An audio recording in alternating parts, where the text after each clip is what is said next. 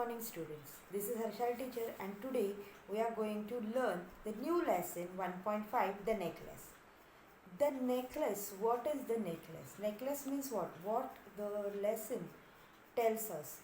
Actually, the central idea of this lesson, the necklace, is a short story written by Henry Wren Albert Guy de Maupassant.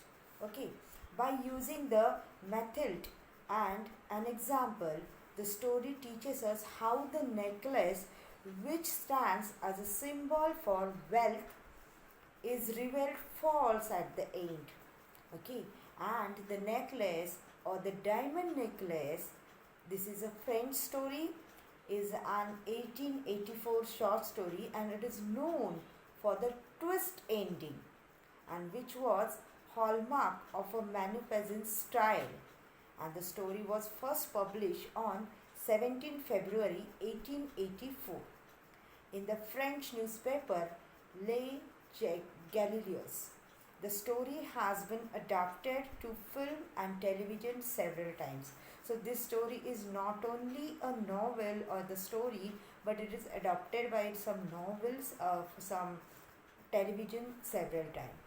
Okay, so now we'll just see little information about the author. Henry Wren Albert Guy de Maupassant was a French writer, remembered as a master of short stories, The Necklace or La Parure in French.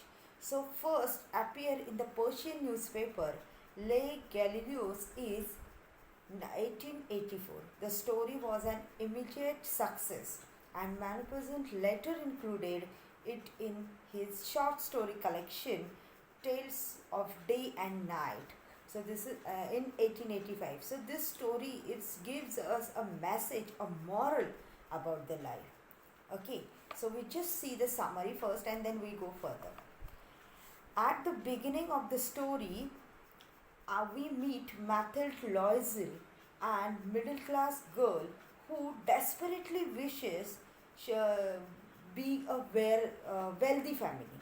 Okay, when invited to a party, she feels that she doesn't have anything nice to wear with her new dress. So therefore, she borrows a George's diamond necklace but loses it. Buying the replacement necklace pushes the Loisel into poverty for the next 10 years. And because of that, at the end, it is revealed to Mathilde the necklace she lost was actually fake, like a wealth. The necklace is the object of Mathilde's mad desire, and perhaps this revelation at the end that the necklace was an imitation is meant to mirror the impossible nature of Mathilde's dream of a wealth. So this is the summary of the lesson. Now we'll see the actual lesson. What is it? Mathilde was a pretty and charming girl, born as if by a error or a faith. Faith means by a destiny, into a family of a clerk, and she had no means of becoming known, understood, loved or be wedded to any aristocrat. Aristocrat means rich family. And so she let herself be married to a minor official at the Ministry of Education. So she had married to the clerk, which is the who is working in the Ministry of Education. But her desire to become a wealthier. She dressed plainly because she had never been able to afford anything better. She suffered endlessly, feeling she was entitled to all the luxuries of life. She suffered because of her shabby, poorly furnished house. She wanted to be very rich, and so that she always cursing herself that she is not a wealthy, she is not a rich, and she is living in a shabby, poorly furnished house. All these things that another woman of her class would not even have noticed tormented her and made her resentful. Tormented means tortured. Okay, always tortured her, and resentful means it make her disappointed. She dreamed of a grand palatial mansion. Palatial palace. Mansion means large house. She want to. She is always dreaming about the grand palace like house with a vast room, leaving smaller rooms, and she is inviting in a smaller room, perfumed for afternoon chats with close friend. She always dreaming about that. She is having a palace like home, and there she is always sitting with her friend in a afternoon time, and that time she is chatting with her close friend. Yet she had no rich dresses, no jewels, nothing, and these were the only things she loved. She wanted so much charm to be invited and to be sought after. So invited means relaxed. She want to be relaxed. That I want to become a wealthy, but it is not. She loved to become a healthy, but it is not possible because she is a poor or a middle class lady. She had a rich friend, a former schoolmate at the convent, whom she avoided visiting because afterward she would weep with regret, despair, and misery. She had a rich friend, and she always said that I don't want to meet her. She don't want to call her in her house because after meeting with her, she always feeling distress, regret, despair, or misery because of the her because she is not a rich, and Mathilda is a poor girl. One evening, her husband come home with an air of a trim means happiness. One day, his husband came with happiness, holding a large envelope in his hand. Look, he said, here's something for you. Here is something for you. She tore open the paper and drew out a card on which was printed the words, the Minister of Education and Mem George's Reformers request the pleasure of and Mem Loisel Company at the ministry on the evening of Monday, January 18th. So it is an invitation. In French, Mam and Mem is a Mr. and Mrs. They were invited in a party which is held on Monday, January 18, and for that party they were invited. Instead of being delighted, instead of being happy, as her husband had hoped, she threw the invitation on the table resentfully. Resentfully means sadly she threw the invitation. So instead of being happy, she becomes sad and muttered. Muttered means said that what do you want me to do with that? What shall I do with that invitation? And what do you expect me to wear if I go? And what do you expect that if I will go to that party, what should I wear? He hadn't thought of that. He stammered. Why? Means what? He has stammered means not able to speak anything. He is keep mum. Why? The dress you go to the theatre in, it seems very nice to me. So what she suggests that usually you are wearing the dress when we are going to theatre. That time you are wearing the dress. That dress is also nice. You can wear that dress. He stopped and stern and astonished, surprised and greatly said, distressed to see his wife crying.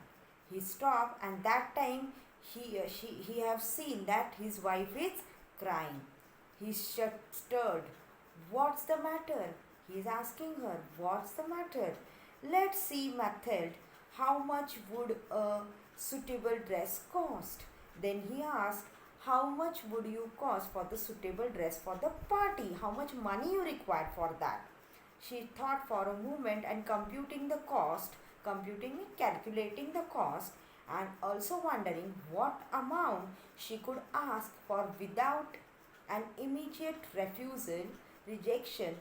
At last she answered hesitantly, Hesitantly means uh, not in a proper voice. She said that I don't know exactly, but I think I could do it with 400 francs. Means she said that at least 400 francs is required for buying a new dress for the party. He turned a little pale because he had been saving the exact amount to buy a gun for a hunting summer in the country near a Nanterre with a few friends. So that much money only he have saved for the guns. However, he said, very well, I can give you 400 francs, but try and get a really beautiful dress. Definitely, I will give you a 400 francs, but try to get more beautiful dress for the party. The day of the party drew near, and Madame Loisel seemed sad, restless, anxious, though her dress was ready. Though her dress was ready, she became very sad and dress was very pretty. One evening, her husband said to her, "What's the matter? You have been acting strange these last 3 days. See, now I have given the 400 francs. After that, you bring the new dress. It was beautiful. Then also you are not looking good. You are behaving very strange in this Tuesday after the invitation card we are getting." She replied, "I am upset that I have no jewels, not a single stone to wear. I don't have any single stone to wear for the party. I would rather not go to the party. I will not go to the party because I don't have jewelry to wear for the party." "You could wear flowers," he said. "They are very fashionable at this time of year. You can wear a party flower instead of a jewelry." She was not convinced, but she is not convinced. She don't want to wear a flowers. The next day, she went to her friend's house and told her of her distress. The next day, again, she went to her friend's house and told her about the distress. Madame Forster went to her mirror wardrobe and took out a large box, brought it back, opened it, and said to Madame Loisel, "Choose, my dear." So she went to her friend, that is Madame Forster, and when she went there, she take out one box from the cupboard and she said, "Take out any jewelry from this box and wear." First Mathilde saw some bracelet, then a pearl necklace.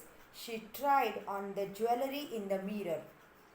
She kept asking, "You have nothing else? You don't have anything else to wear?" So first saw the bracelet, then pearl necklace. She tried jewelry in the mirror. She kept on asking that, "You don't have anything else apart from this jewelry?" "Why, yes, but I don't know what you like. I have so many jewelry, but exactly what you want to wear."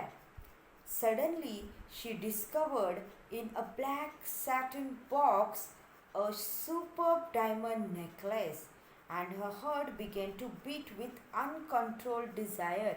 When she saw that necklace, she want that necklace, and she is uncontrolled desire means she desperately wished to wear that necklace for the party.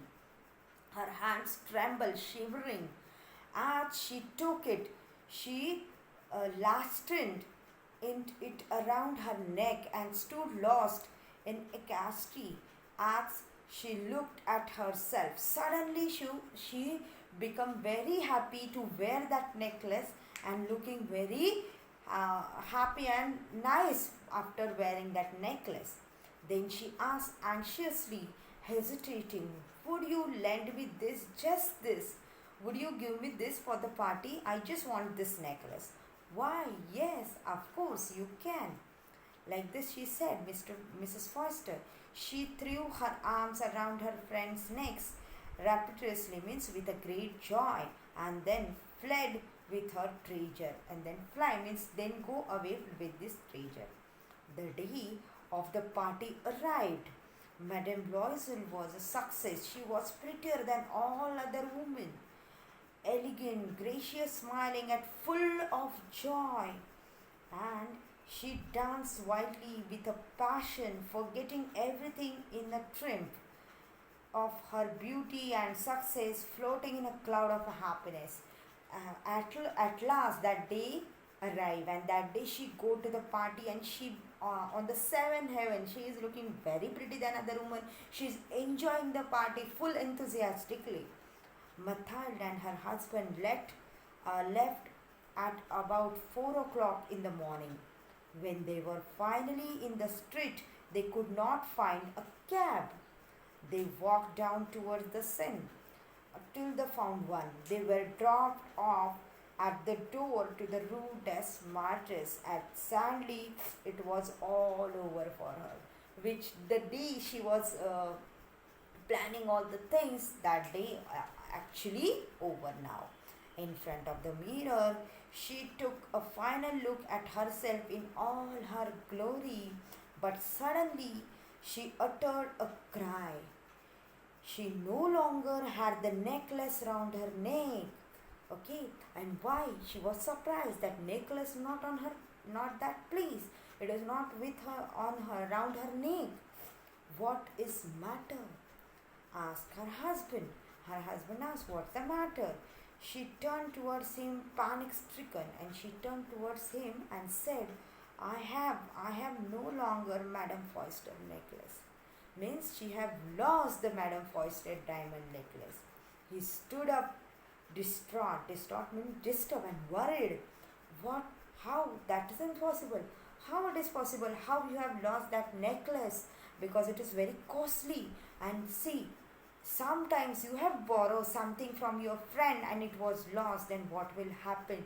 Just imagine the students, what will you feel at that time? That feeling only come to the Mathilde's mind, because she have lost her friend's diamond necklace. She is borrowed for the party only. Just for the one occasion she have borrowed the necklace, and it was lost by her. And so that how she was feeling at that night. Actually, she was on the top of the party, on top of the happiness in the party. But now that happiness convert into sadness just because she have lost the necklace. So now what will happen, that we'll see in the next video. So I hope till here you have understood the lesson. I'll give you the hardware with the PDF along with this video. So till that, take care, stay home, stay safe.